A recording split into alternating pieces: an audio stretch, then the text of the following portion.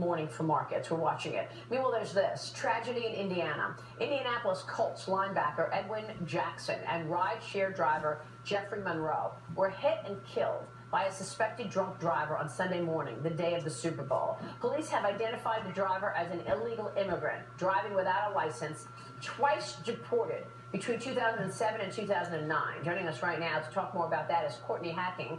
She is angel mom and wife with the Remembrance Project. Courtney, thanks very much for joining us. Oh, thank you for having me. Well, we're happy to talk with you. Unfortunately, it is under these circumstances because you've had your own devastating experience. Your husband, Peter Hacking, 4-year-old daughter, Ellie, and 22-month-old son, Grayson, were hit head-on by an illegal immigrant driving without a valid license. Courtney, when you hear the story about what has happened to Edwin Jackson, a similar death here because of an illegal immigrant, your reaction, please. It's a pattern. For me, I hear it, and it's devastating anytime you hear the news like that, but you can't help but ask yourself, why does this continue to happen? And it's the recurrence of the illegal immigration part that just really, really hits home every time. How did you first learn the details when you lost your family to an illegal immigrant? The details of it actually didn't come to me until about a week after the accident itself. Finding out that it was an illegal immigrant. My husband himself was an immigrant. He came from England. He came here legally. He did it the right way. He's a big believer in legal immigration, as am I. Courtney? However, yes. Oh, sorry about that. Can you shed some light on what the Remembrance Project is? Because, hearing your story and then reading the background, I mean, the individual that crashed into your family only got 2 years, right? And I feel like if I had done the same thing, I would have served a harsher sentence and gotten more than 2 years. So can you walk us through what the Remembrance Project is?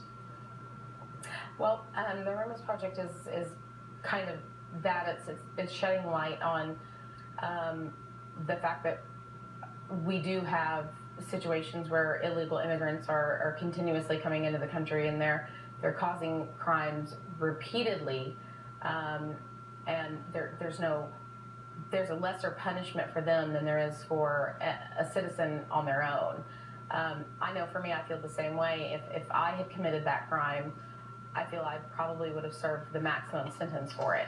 However, because this person is an illegal citizen, he still has the rights that our country gives to American citizens, yet he doesn't receive the same punishments. Yeah. So it's kind of about shedding light on where the system fails in that manner. So where do you think the system does fail? I mean, we should point out that the police have identified the driver who killed the Colts linebacker as Manuel Oriego Zavala, an illegal immigrant. He was driving without a license, and he was deported twice between 2007 and 2009. Yes, he was. The driver of the vehicle that killed my family had also been deported before. The problem lies in the system itself, where we have no punishments for them. The punishment is you get caught doing something wrong. Okay, well, we're going to send you back.